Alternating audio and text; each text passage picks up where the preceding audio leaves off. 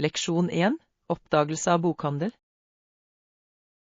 Jeg har brukt hele morgenen på å bla gjennom filosofiseksjonen på biblioteket. Jeg må sjekke det ut.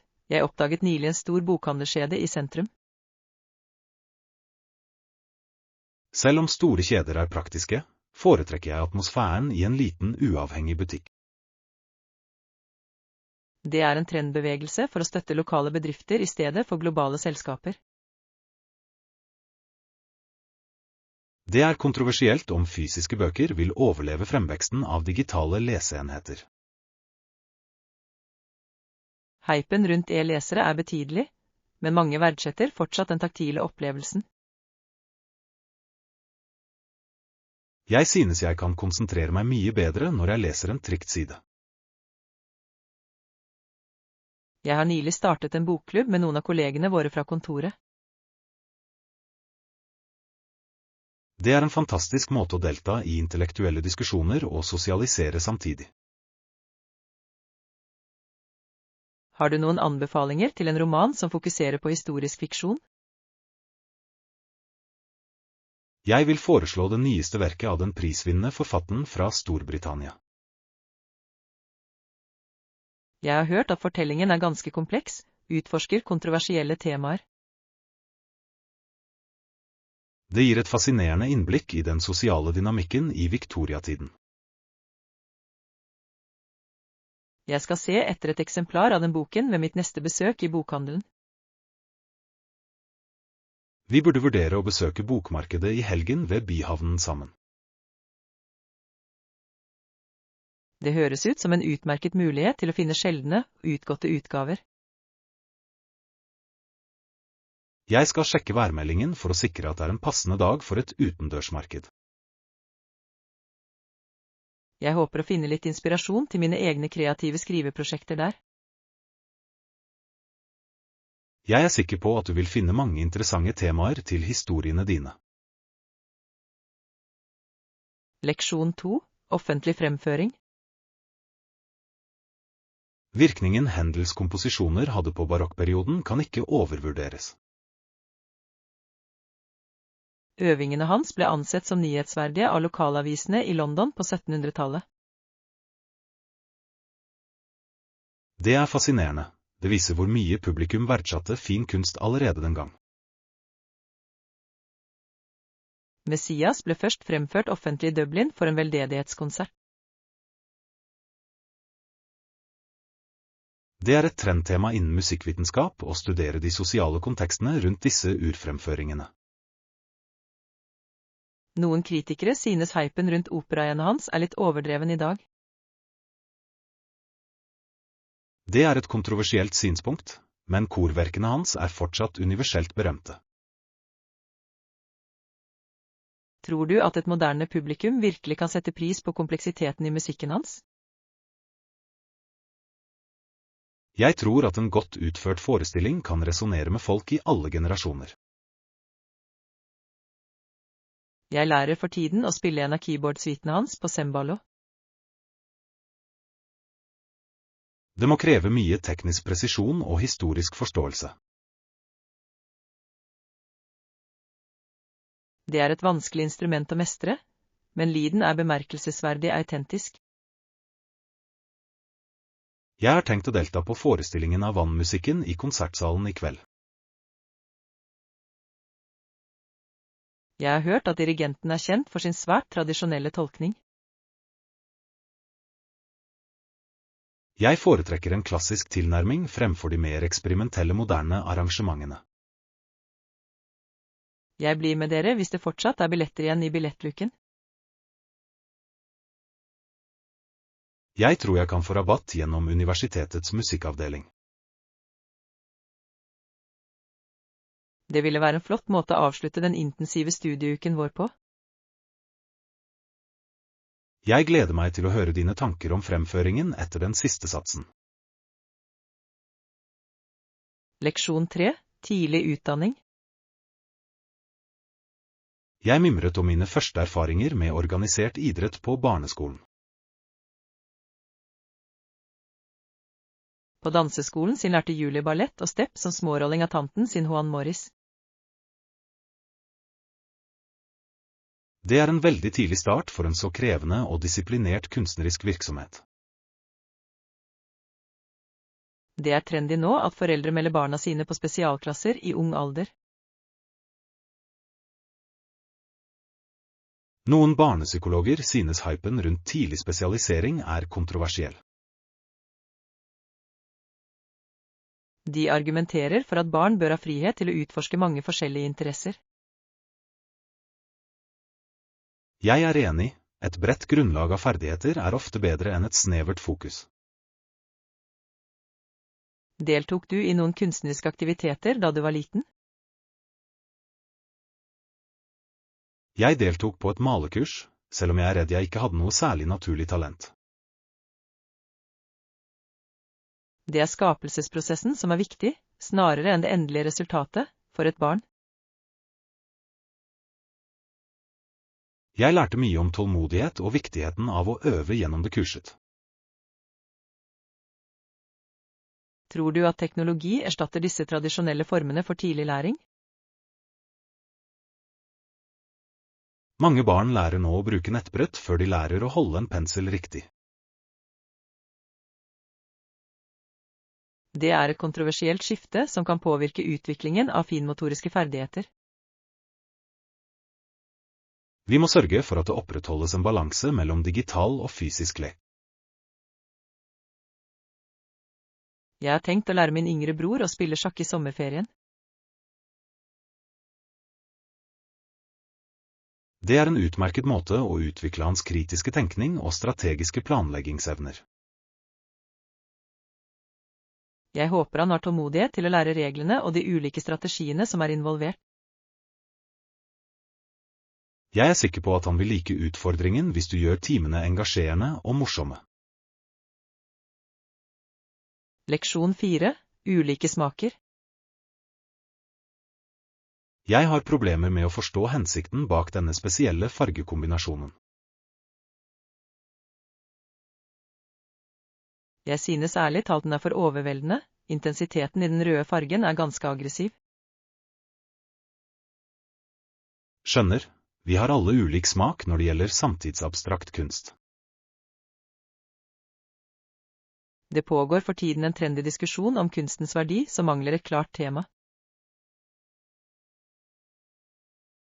Noen synes hypen rundt disse dyre tingene er helt uberettiget. Det er et kontroversielt tema hvorvidt kunstnerens prestisje definerer verkets kvalitet.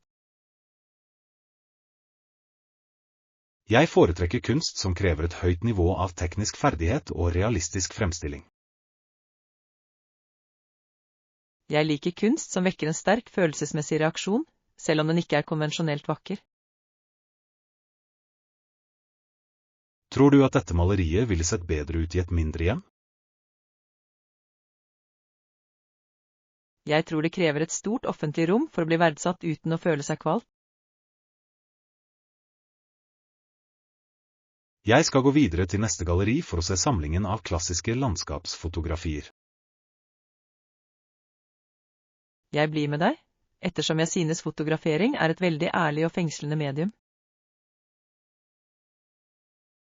Det er fascinerende hvordan forskjellige mennesker kan oppfatte det samme bildet på så unike måter. Det er det vakre med den menneskelige erfaringen og våre mangfoldige kulturelle perspektiver. Jeg er glad for at vi har muligheten til å dele meningene våre, selv når vi er uenige.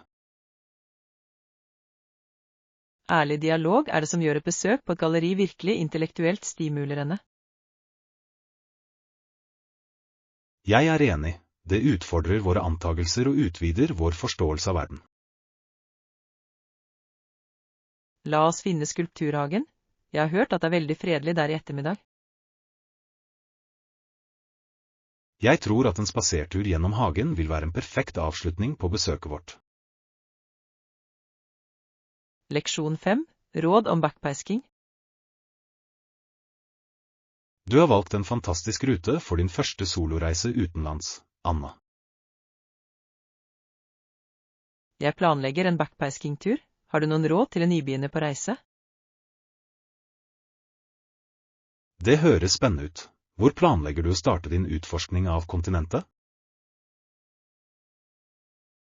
Jeg skal starte i Peru for å besøke de gamle ruinene av Inka-riket. Du må forberede deg på de fysiske utfordringene ved fotturer i stor høyde. Det er et trendy fokus på slow travel, der man oppholder seg lenger på færre steder. Jeg anbefaler den tilnærmingen på det sterkeste, da den gir en dypere kulturell fordypning. Noen reisende synes hypen rundt populære landemerker er litt skuffende. Det er kontroversielt, men noen ganger finnes de mest autentiske opplevelsene utenfor allfarvei. Jeg er bekymret for sikkerheten ved å bo på store vandrehjem med mange andre mennesker. Du bør alltid bruke en hengelås av høy kvalitet og ha de mest verdifulle eiendelene dine med deg. Jeg vil også ha med meg et fysisk kart i tilfelle de elektroniske enhetene mine svikter i avsidesliggende områder. Det er en veldig klok forholdsregel. Teknologi er ikke alltid pålitelig i villmarken. Synes du jeg burde lære mer enn bare grunnleggende frasyer på det lokale språket? Å kunne føre en enkel samtale vil åpne mange dører og gi deg respekt. Jeg skal øve på spansken min hver dag de neste 3 månedene før jeg drar. Jeg kan hjelpe deg med uttalen din under våre ukentlige møter hvis du ønsker det. Det hadde vært til stor hjelp. Jeg er veldig takknemlig for din støtte og veiledning. Det er en glede for meg å hjelpe med reisende med å forberede seg på et så betydningsfullt eventyr. Leksjon 6. Vintervedlikehold. Snømengdene de siste timene har samlet seg bemerkelsesverdig raskt. Hvis det er mye snø, må gatene brøytes umiddelbart for sikkerhets skyld. Jeg kan høre det tunge maskineriet som jobber på hovedgaten i nærheten av leiligheten vår. Kommunestyret er populært på sosiale medier for sin raske respons på uværet. Noen innbyggere synes hypen rundt vinterkriser er litt overdrevet. Det er et kontroversielt spørsmål om byen bruker for mye penger på salt og utstyr. Å forebygge ulykker og sørge for at offentlig transport kan fungere er imidlertid en viktig tjeneste. Jeg må måke fortauet foran bygningen hvor før isen danner seg.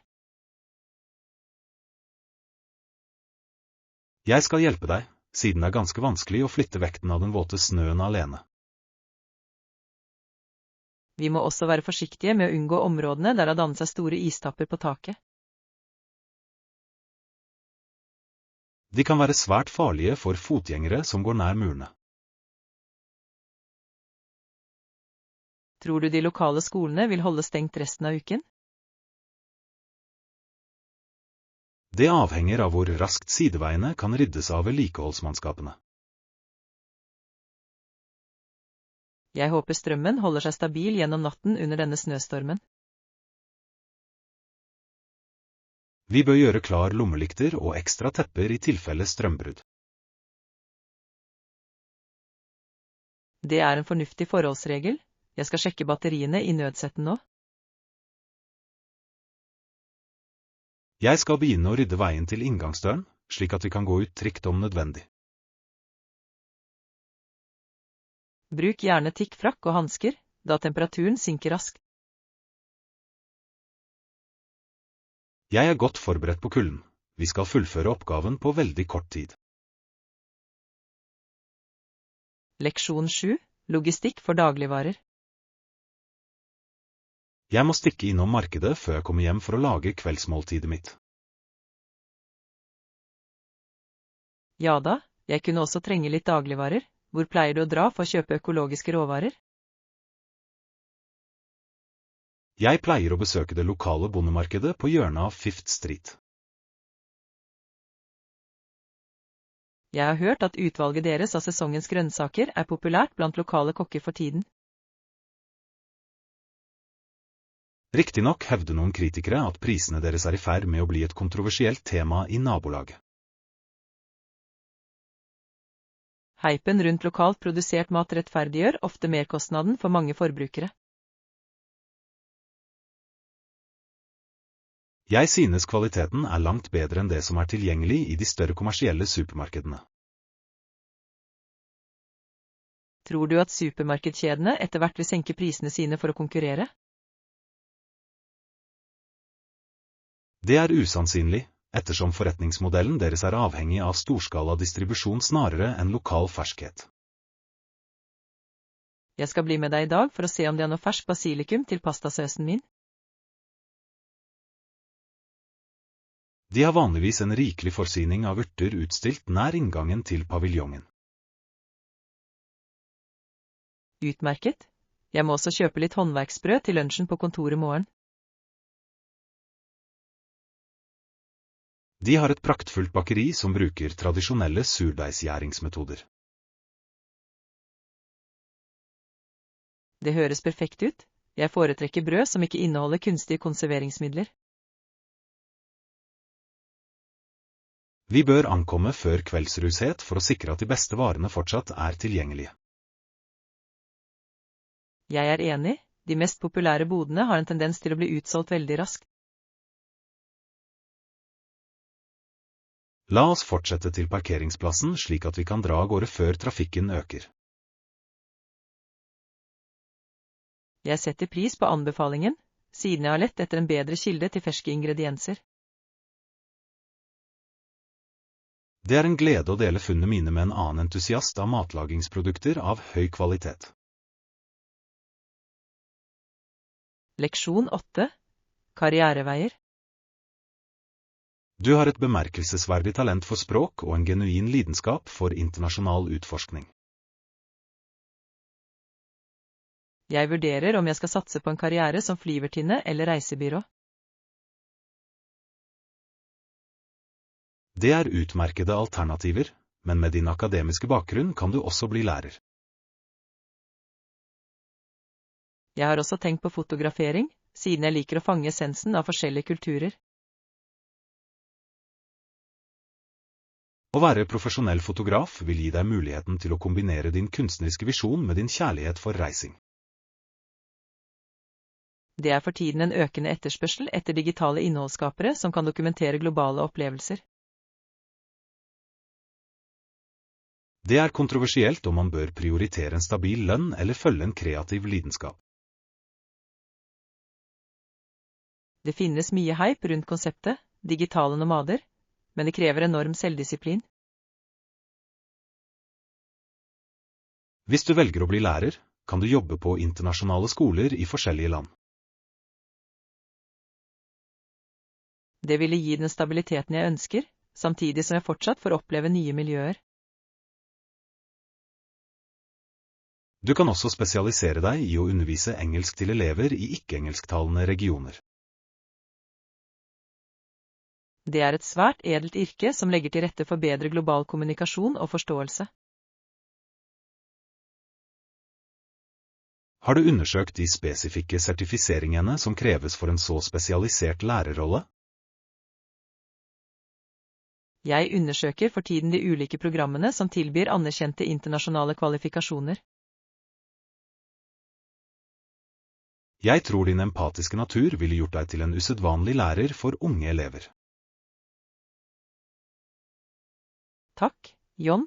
Oppmuntringen din hjelper meg med å begrense den omfattende listen over muligheter jeg har. Du bør velge en vei som er i samsvar med både dine profesjonelle mål og dine personlige verdier. Jeg tar en endelig avgjørelse etter at jeg er ferdig med praksisplassen min ved turistbyrået. Det er en veldig klok måte å få praktisk innsikt på før man forplikter seg til en livslang karriere. Leksjon 9.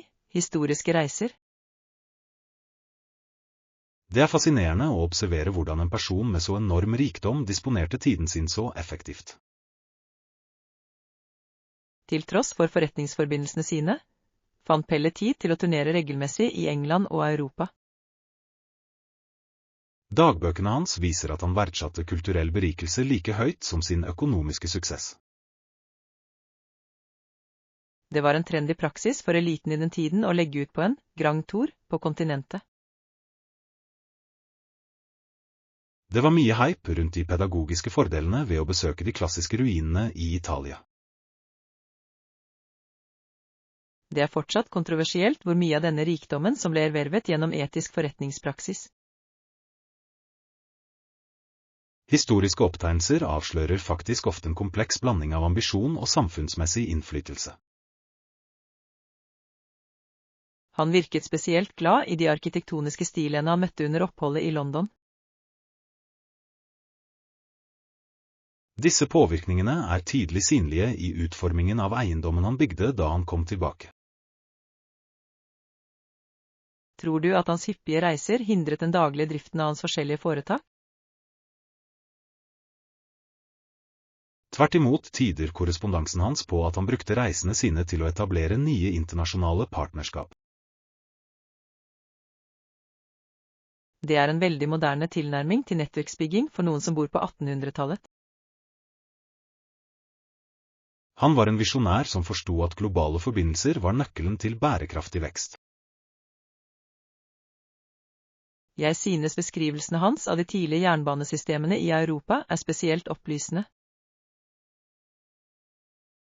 Han var en av de første private investorene som anerkjente det revolusjonerende potensialet til dampkraft. Vi bør fremheve hans rolle som kunstens beskytter i neste del av utstillingen. Jeg vil utarbeide teksten til utstillingspanelene slik at den gjenspeiler hans mangesidige bidrag til samfunnet. Jeg er sikker på at våre besøkende vil synes livshistorien hans er svært engasjerende og lærerik. Det er vårt ansvar å presentere et balansert syn på en så innflytelsesrik historisk skikkelse. Leksjon 10. Produktlansering. Den endelige duftprofilen er bemerkelsesverdig sofistikert, oppfyller alle våre kvalitetsstandarder. Jeg er enig, notene av sandeltre og sitrus gir en helt unik sensorisk opplevelse. Nå som produksjonsfasen er fullført, la oss endelig fastsette prisen for detaljhandelsmarkedet. Vi bør også lansere reklamekampanjen på tvers av alle våre sosiale medieplattformer i dag. Det er en trend med å preferere håndverksdufter blant den yngre demografiske gruppen. Noen kritikere synes hypen rundt parfymer i begrenset opplag er en kontroversiell markedsføringstaktikk. Eksklusivitet driver imidlertid ofte forbrukerinteresse og øker den oppfattede verdien av merkevaren. Jeg har utarbeidet reklamevideoene som vektlegger vår bruk av naturlige og bærekraftige ingredienser. Det er en viktig del av merkeidentiteten vår som resonerer med moderne forbrukere. Synes du vi burde tilby en introduksjonsrabatt for de første 100 kundene? En kort kampanjeperiode vil være en utmerket måte å generere innledende momentum og anmeldelse på. Jeg vil oppdatere nettsiden vår umiddelbart for å gjenspeile de nye prisene og det spesielle lanseringstilbudet. Vi må også koordinere med influenserne vi valgte for å sikre at innleggene deres er synkroniserte. Jeg har allerede sendt dem de endelige pressemappene og de spesifikke emneknaggen for kampanjen. Utmerket, synkroniseringen av budskapet vårt er avgjørende for en vellykket markedsinngang. Jeg er ganske nervøs, men likevel veldig spent på å se publikums reaksjon på det harde arbeidet vårt. Vi har gjennomført grundige markedsundersøkelser, og jeg er trygg på at denne duften blir en suksess.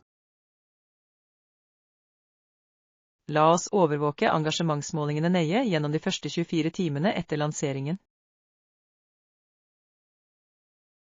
Jeg vil gi deg en detaljert analytisk rapport innen i morgen tidlig for å evaluere fremdriften vår. Leksjon 11. Tannhygiene. Du har vedlikeholdt tannhelsen din veldig bra siden ditt siste besøk på denne klinikken. Tannpleien brukte spesialverktøy, og så la hun litt polish på tennene mine og begynte å rense dem. Da hun var ferdig, ba hun meg spytte i en bolle og skylle med en fluorløsning.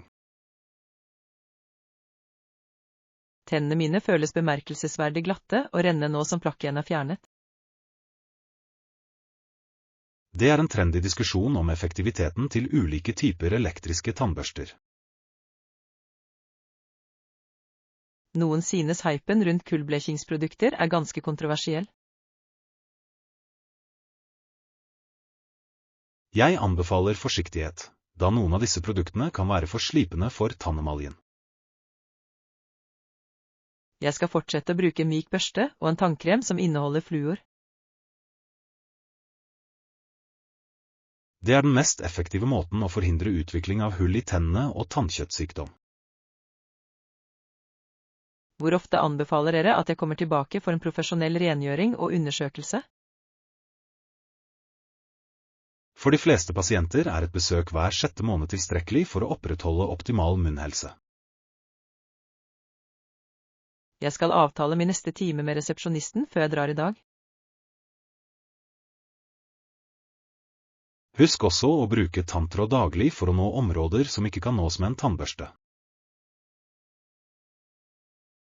Jeg synes det er vanskelig å opprettholde bruk av tanntråd, men jeg forstår viktigheten av det.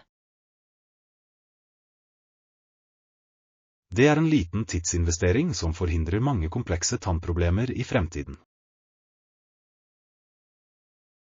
Jeg setter pris på den grundige forklaringen din og den profesjonelle behandlingen jeg fikk i dag. Målet mitt er å sørge for at hver pasient føler seg komfortabel og informert under besøket. Jeg føler meg mye mer trygg på smilet mitt nå som rengjøringen er ferdig. Det er jeg glad for å høre. Jeg ses igjen om 6 måneder for neste kontroll. Leksjon 12. Arkitektonisk godkjenning.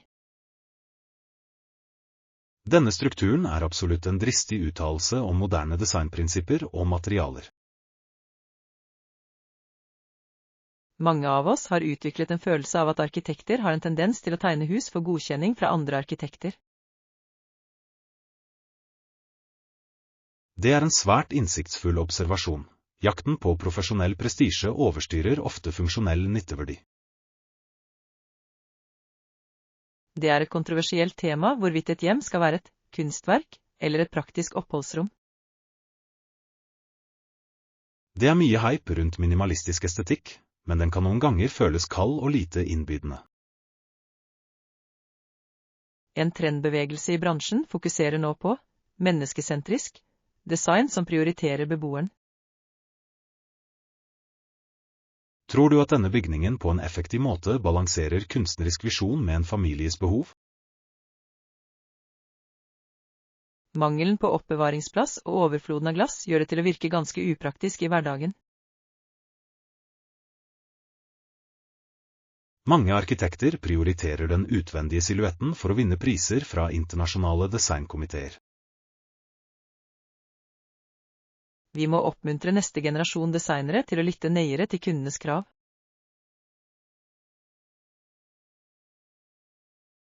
Bærekraftig arkitektur er også i ferd med å bli en obligatorisk standard snarere enn en nisjepreferanse. Det er en positiv utvikling som adresserer det presserende behovet for miljøansvar i bygg og anlegg. Jeg skal skrive en anmeldelse av denne bygningen til den kommende utgaven av arkitekturtidsskriftet. Vennligst understrek viktigheten av å skape rom som forbedrer beboernes velvære. Jeg vil også nevne den innovative bruken av resirkulert stål i den primære støttestrukturen. Jeg gleder meg til å lese analysen din, ettersom kritikken din alltid er veldig grundig og rettferdig. Det er viktig å fremme en dialog som beveger bransjen mot mer gjennomtenkte og inkluderende design. La oss gå rundt i baksiden av eiendommen for å undersøke hageintegrasjonen. Jeg er nysgjerrig på å se om landskapsdesignet følger den samme avantgarde-filosofien som huset. Leksjon 13. Holde seg oppdatert. Jeg har erfart at denne nye programvaren reduserer tiden jeg bruker på administrative oppgaver betraktelig. Du kommer til å elske den. Gi meg beskjed om hva du synes etter at du har brukt den i en uke. Jeg er spesielt interessert i den automatiserte planleggingsfunksjonen som integreres med vår primære kalender. Ja da, jeg skal holde deg oppdatert om opplevelsene mine. Ha en fin ettermiddag på jobb. Takk. Jeg håper det hjelper deg med å håndtere kommende prosjektfrister mer effektivt. Det er for tiden et trendy fokus på dyparbeid og å minimere digitale distraksjoner på kontoret. Noen synes hypen rundt disse nye produktivitetsverktøyene er litt overveldende til tider. Det er kontroversielt om konstant overvåking av ens fremgang faktisk øker ekte kreativitet. Jeg mener en balanse mellom strukturerte oppgaver og kreativ frihet er viktig for avdelingen vår. Jeg skal starte oppsettprosessen så snart jeg er tilbake på arbeidsstasjonen min. Hvis du støter på tekniske problemer, ikke nøl med å be meg om hjelp. Jeg setter pris på hjelpen din, siden jeg ikke alltid er så flink med nye digitale plattformer. Grensesnittet er bemerkelsesverdig intentivt, så jeg er sikker på at du vil mestre det raskt. Jeg sender deg en kort melding på det interne chattesystemet når jeg har kategorisert oppgavene mine. Utmerket. Jeg er nysgjerrig på å se om det også forbedrer vårt generelle teamsamarbeid. Jeg håper det, ettersom vi har flere komplekse prosjekter som krever svært presis koordinering. Jeg er enig. Ethvert verktøy som tydeliggjør målene våre er et verdifullt tillegg til arbeidsflyten vår. Jeg må tilbake til skrivebordet mitt nå for å forberede meg til møte med regiondirektøren. Vi sees i konferanserommet presis 3 til presentasjon. Leksjon 14. Strategisk møte. Vår innledende idémyldring har gitt oss mange innovative ideer til det nye produktet. La oss sette opp et møte for å diskutere disse strategiene i detalj før slutten av uken. Det er et fornuftig forslag. Vi må tildele spesifikke ansvarsområder til hvert teammedlem. Finnes det en trendmetode for prosjektledelse som du foretrekker å bruke? Jeg mener at det, Agile, rammeverket er det mest effektive for et prosjekt av denne kompleksiteten. Noen kritikere synes hypen rundt moderne lederstiler er et kontroversielt tema. Selv om det ikke er en universell løsning, fremmer den fleksibiliteten vi trenger i et volatilt marked. Jeg skal sjekke om konferanserommet er ledig torsdag morgen 10:00. Vennligst invite også lederne for markeds- og forskningsavdelingene til økten. Jeg vil sørge for at alle mottar de foreløpige datarapportene 24 timer i forveien. Vi må være forberedt på å forsvare budsjettforespørslene våre med svært klare og logiske bevis. Jeg er trygg på at vår forventede avkastning på investeringen vil tilfredsstille ledergruppen. Synes du vi også burde inkludere en representant fra kundeserviceteamet? Deres innsikt i forbrukernes preferanser ville være uvurderlig for å forbedre vårt endelige budskap. Jeg vil legge dem til invitasjonslisten for å sikre at vi har et helhetlig perspektiv. Jeg ser frem til en svært produktiv og fokusert diskusjon på torsdag. Jeg skal forberede de primære presentasjonslysbildene og dele dem med dere for tilbakemelding. Takk, John. Din lederrolle i dette prosjektet har vært svært innflytelsesrik for teamet. Det er en kollektiv innsats, og jeg verdsetter de unike bidragene fra alle involverte fagfolk. Leksjon 15. Langsiktig motivasjon. Mange sliter med å opprettholde treningsrutinen sin når den første begeistringen avtar. For å holde motivasjonen oppe på lang sikt, må man sette realistiske mål, følge med på fremgangen og variere rutinen. Jeg synes at å føre ned de daglige aktivitetene mine i en dagbok gir en god følelse av mestring. Det er en økende interesse for å spilifisere trening for å gjøre prosessen mer engasjerende og morsom. Noen synes hypen rundt dyre treningssporere er et kontroversielt tema. Selv om teknologi er nyttig, er den viktigste faktoren konsekvent personlig disiplin. Tror du at å bli med i et fellesskaps- eller gruppekurs øker sannsynligheten for suksess? Sosial støtte er viktig, det er mye lettere å forbli engasjert når andre oppmuntrer deg. Jeg har lagt merke til at prestasjonene mine forbedres når jeg har en spesifikk konkurranse å forberede meg til.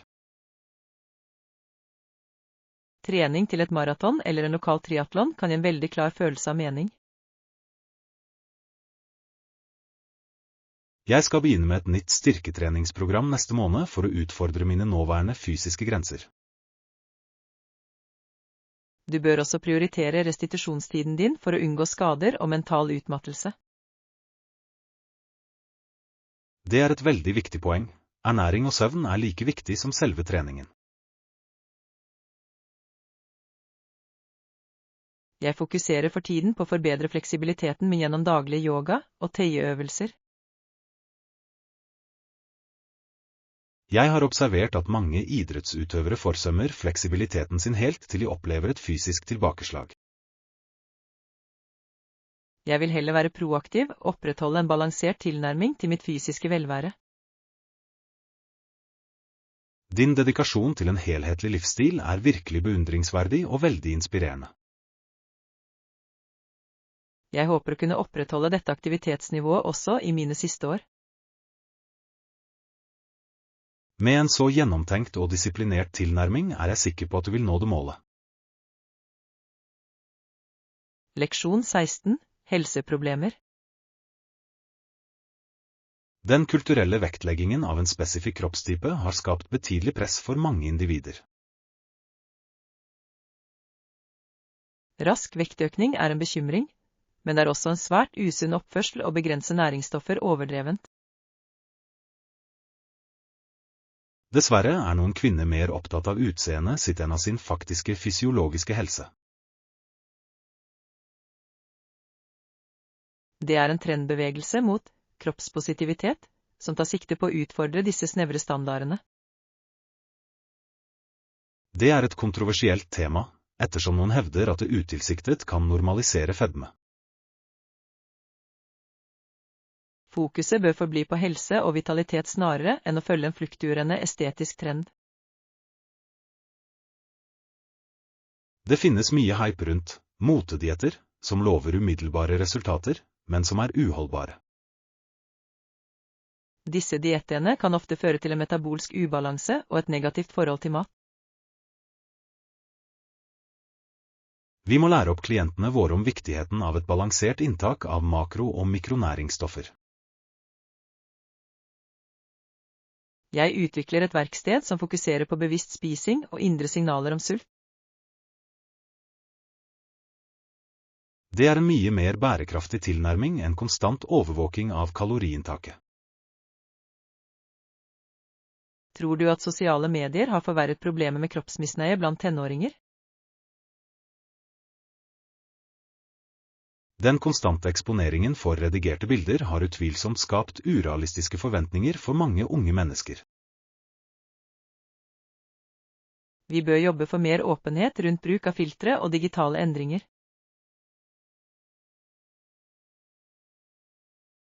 Det vil være et veldig positivt skritt mot å fremme et mer ærlig og sunt sosialt miljø. Jeg har til hensikt å publisere forskningen min om dette emnet i det kommende medisinske tidsskriftet. Ditt bidrag til dette feltet er avgjørende for å løse disse dyptliggende samfunnsproblemene. Jeg håper at arbeidet vårt kan hjelpe enkeltpersoner med å prioritere sitt langsiktige velvære fremfor midlertidige trender. Jeg er sikker på at en mer vitenskapelig og medfølende tilnærming vil være til fordel for hele samfunnet vårt. Leksjon 17. Historiske bygninger. Det er virkelig bemerkelsesverdig å observere at hoveddelen av denne bygningen ble konstruert i løpet av de første tiårene av det 20. århundre. I tillegg til disse imponerende strukturelle fundamentene, tyder de estetiske detaljene på et betydelig nivå av håndverk fra den tiden. Mange historikere hevder at slikt håndverk er i ferd med å forsvinne i vår moderne tidsalder med rask konstruksjon. Det er en kontroversiell oppfatning. Holdbarheten til disse tidlige skyskraperne er imidlertid absolutt ubestridelig. Det er mye hype rundt moderne glasstårn, men de mangler karakteren til disse historiske monumentene. Tror du at kommunen vil fortsette å gi midler til bevaring av disse stedene?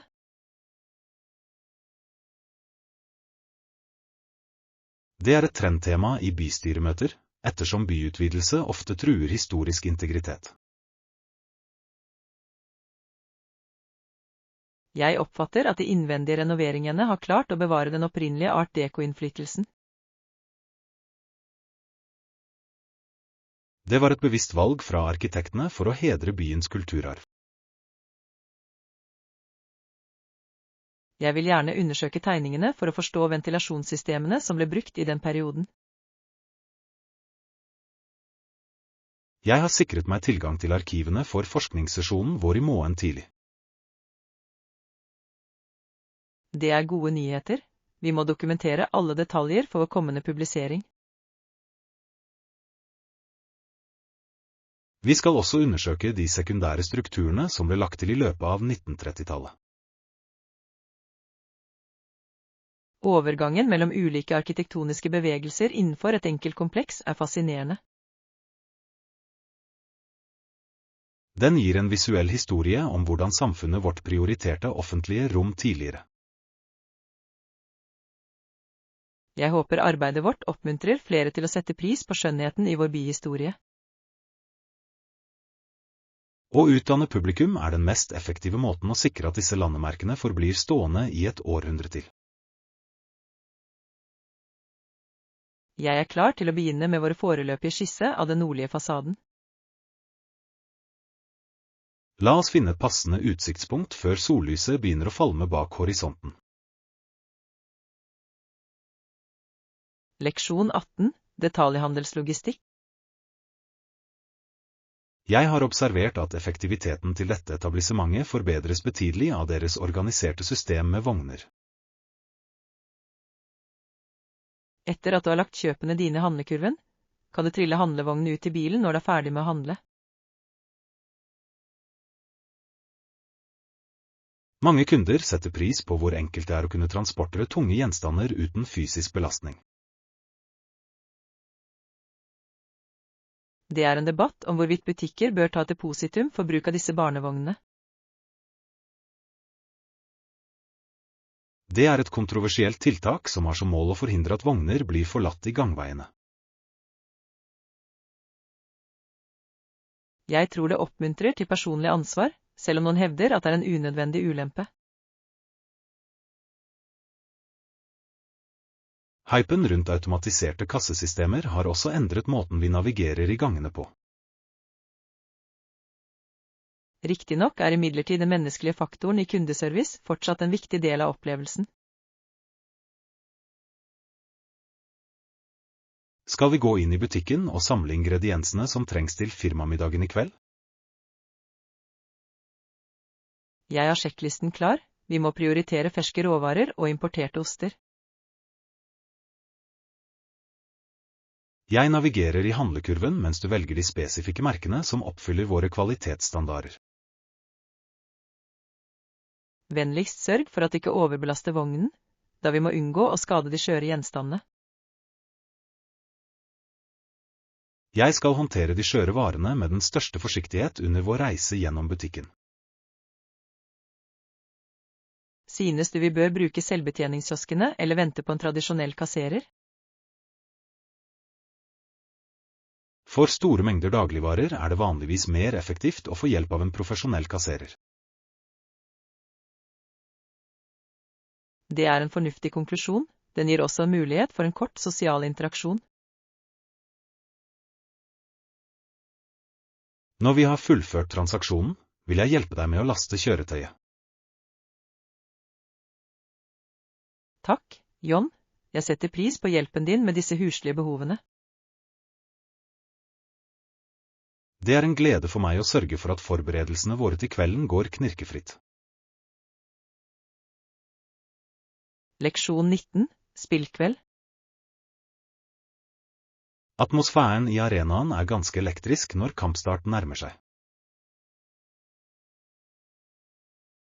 Denne stadionmaten er overraskende deilig. Jeg gleder meg til å se laget vårt vinne i kveld. Jeg heller ikke. La oss nyte sporten i håp om at utøverne våre yter på topp. Det er mye hype rundt den nye kapteinen og hans innovative defensive strategier.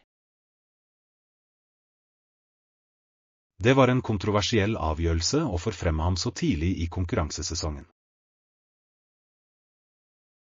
En trendanalyse tyder på at lederskapet hans allerede har forbedret lagmoralen betydelig. Hvis de holder denne trenden, vil de sannsynligvis kvalifisere seg til internasjonale mesterskap. Tror du at motstanderlaget har utholdenheten til å motstå våre offensive manøvrer? Historien deres tyder på at de er motstandsdyktige, men vår nåværende formasjon er usedvanlig sterk. Jeg har lagt merke til at fansen blir stadig mer høylytte etter hvert som spillerne entrer banen.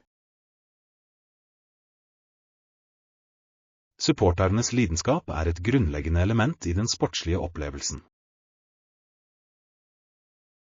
Jeg skal filme kampens siste øyeblikk for å dele det med kollegene våre morgen.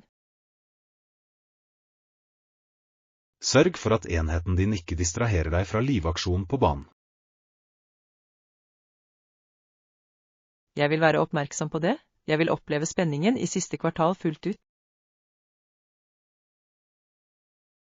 Stillingen er for øyeblikket uavgjort, noe som gjør resultatet enda mer uforutsigbart og spennende. Jeg håper stjernespissen vår klarer å sikre seg et mål før pause. Han har en bemerkelsesverdig evne til å finne en åpning selv i det mest tette forsvaret. Spenningen ved direktesendt sport er virkelig uforlignelig med å se en sending hjemme. Jeg er enig, mengdens kollektive energi skaper en unik og minneverdig atmosfære. Leksjon 20, værforhold. Det er uheldig at turen vår ble avbrutt av en så intens og uventet flom. Vel, jeg håper at våre fremtidige turer blir møtt med bedre værforhold enn de vi opplevde i dag. Den meteorologiske rapporten indikerte høy sannsynlighet for solskinn, noe som er ganske frustrerende. Det er en trendy diskusjon om den økende uforutsigbarheten i sesongmessige værmønstre.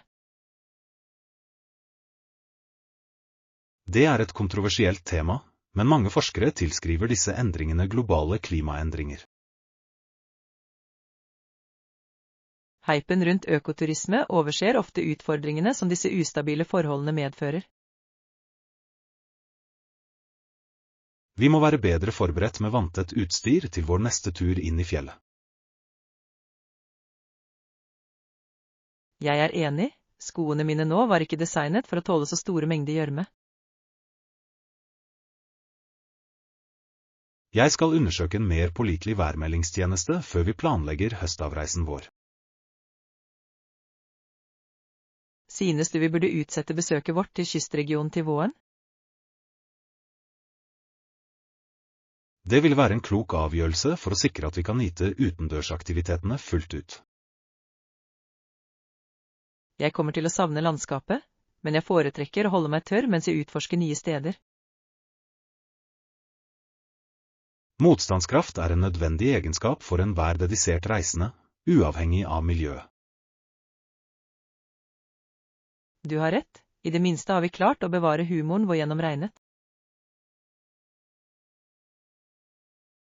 En positiv holdning er det beste forsvaret mot naturens ulemper.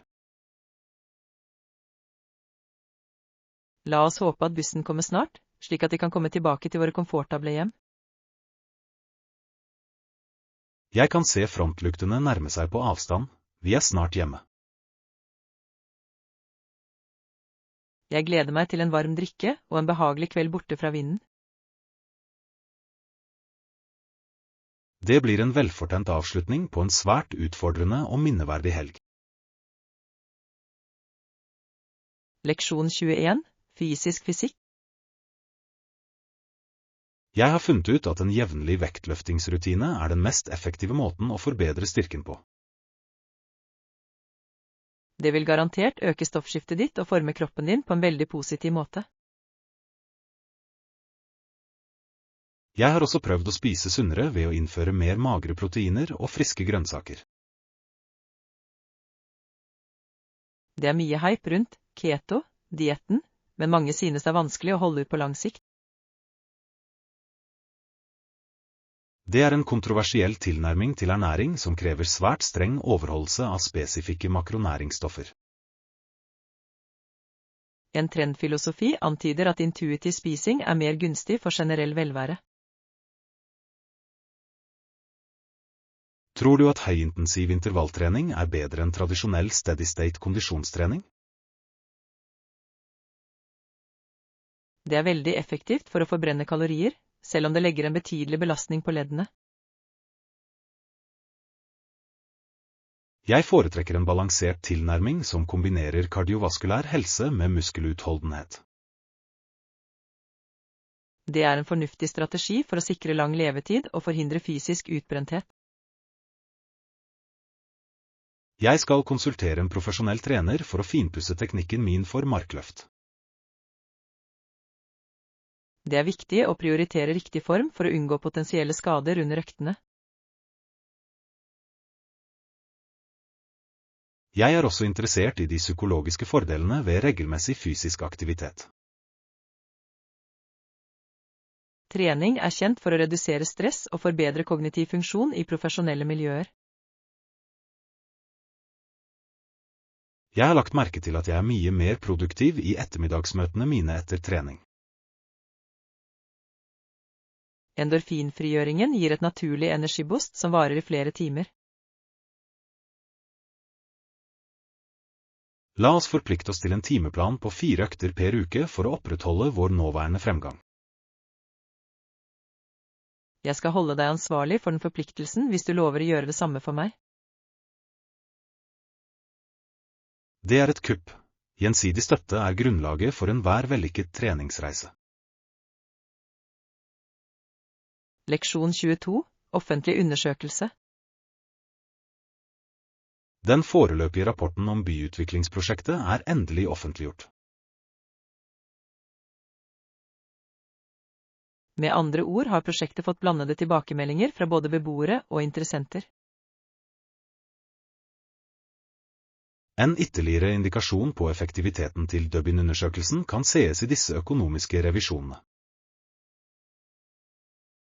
Det er en trend om at budsjettet ble dårlig forvaltet av hovedentreprenørene. Det er et kontroversielt tema, ettersom noen hevder at forsinkelsene skyldtes uforutsette geologiske problemer. Hypen rundt det opprinnelige forslaget førte til urealistiske forventninger til ferdigstillelsesdatoen. Vi må sørge for at funnene i denne undersøkelsen fører til meningsfulle strukturreformer. Tror du at tjenestemennene som er ansvarlige for tilsynet vil møte noen formelle konsekvenser? Komiteen vil anbefale en fullstendig gjennomgang av alle gjeldende administrative protokoller. Jeg er bekymret for at publikum har mistet tilliten til kommunestyrets evne til å håndtere slike oppgaver. Åpenhet er den eneste måten å gjenopprette tilliten i lokalsamfunnet. Jeg skal utarbeide et sammendrag av de mest kritiske feilene til pressemeldingen i ettermiddag. Vennligst hold en nøytral og objektiv tone for å unngå ytterligere provoserende spekulasjoner. Jeg vil fokusere utelukkende på dataene som er gitt av de uavhengige revisorene i rapporten. Vi må også ta tak i miljøpåvirkningen som ble neglisjert i den innledende fasen. Det er en betydelig forsømmelse som vil kreve umiddelbar utbedring fra byplanleggerne. Jeg håper at våre anbefalinger blir vedtatt uten ytterligere politisk innblanding eller forsinkelser. Jeg er opptatt av å sørge for at denne undersøkelsen resulterer i en bedre fremtid for vårt bylandskap. Din forpliktelse til offentlig integritet er nettopp det denne komiteen trenger nå.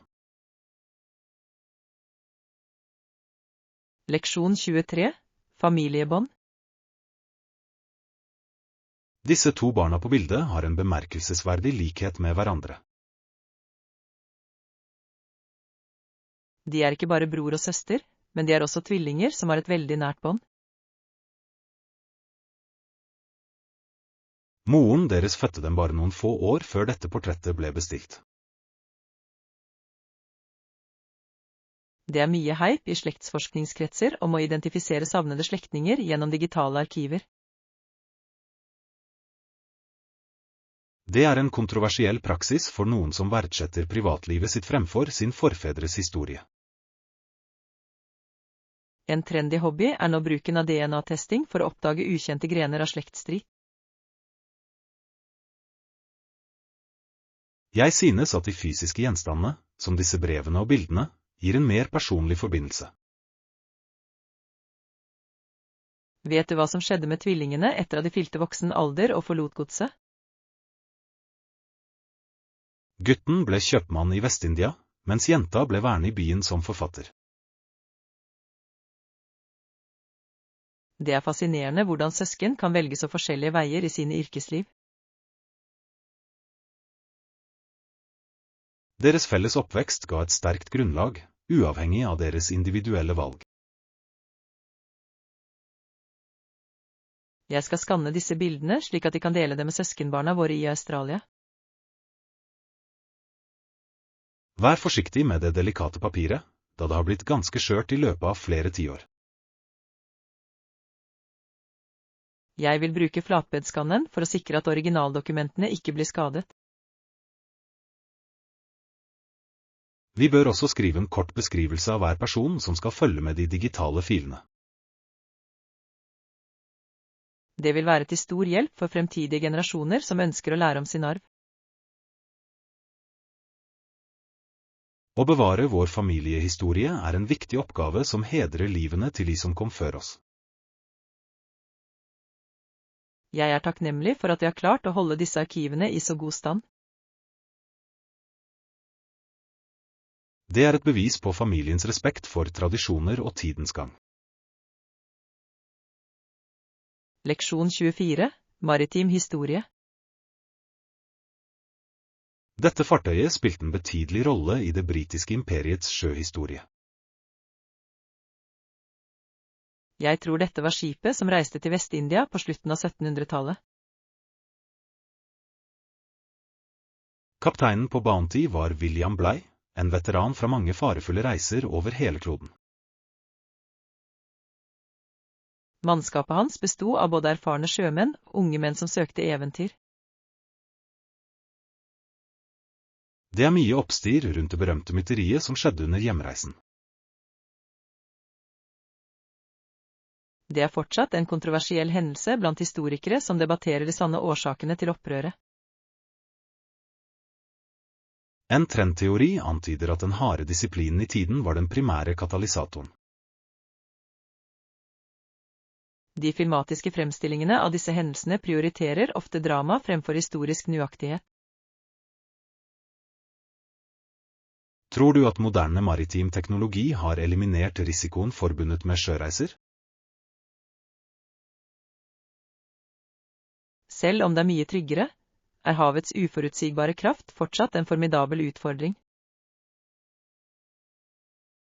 Jeg synes navigasjonsinstrumentene fra den perioden var bemerkelsesverdig sofistikerte for sin tid. Det er imponerende hvordan de klarte å beregne posisjonen sin ved hjelp av bare stjernene og en sekstant. Jeg skal delta på et foredrag om utviklingen av skipsbyggingsteknikker i kveld.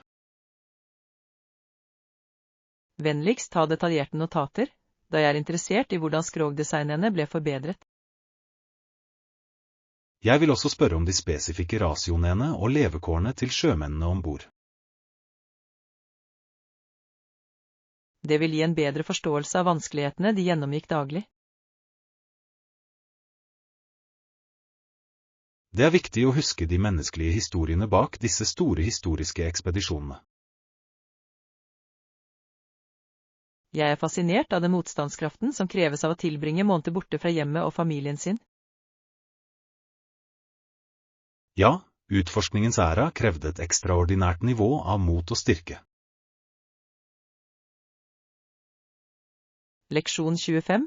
Smart shopping. Vi må være strategiske med tiden vår hvis vi ønsker å fullføre alle ærendene våre før butikkene stenger. Selvfølgelig skal jeg huske på det når jeg velger hvilke butikker jeg skal besøke i ettermiddag. Det er smart. Hva med at vi går og handler de nye kontormøblene først? Det er mye hype rundt de ergonomiske stolene som nylig ble omtalt i Designmagasinet. Det er en kontroversiell investering for noen, ettersom de er betydelig dyrere enn standardmodeller. En trendstudie tyder på at ansattes produktivitet øker når de er komfortable ved skrivebordet sitt. Jeg mener at kvalitet alltid bør være det primære hensynet for langsiktig profesjonelt utstyr. Jeg skal også se etter et nytt sett med skrivesaker til administrasjonsassistenten. Sørg for at papirkvaliteten er passende for formell bedriftskorrespondanse. Jeg vil velge en klassisk elfenbensfarge med en subtil tekstur for et sofistikert utseende. Synes du vi også burde undersøke den nye teknologiseksjonen for oppdaterte nettbrett? Det ville være nyttig å se om de nyeste modellene tilbyr bedre integrasjon med programvaren vår. Vi bør også sammenligne prisene på den uavhengige elektronikkbutikken på den andre siden av gaten. Det er en fornuftig tilnærming for å sikre at vi får best mulig valuta for pengene i budsjettet vårt. Jeg skal håndtere de tunge varene mens du koordinerer leveringsplanene med personalet. Jeg setter pris på samarbeidet ditt, det gjør disse oppgavene mye mer håndterbare og effektive. Når vi er ferdige, kan vi nyte et kort måltid på bistroen i toppetasjen. Det høres ut som en utmerket belønning for vårt harde arbeid og vellykkede oppkjøp. La oss gå videre til den første avdelingen og starte utvelgelsesprosessen vår umiddelbart.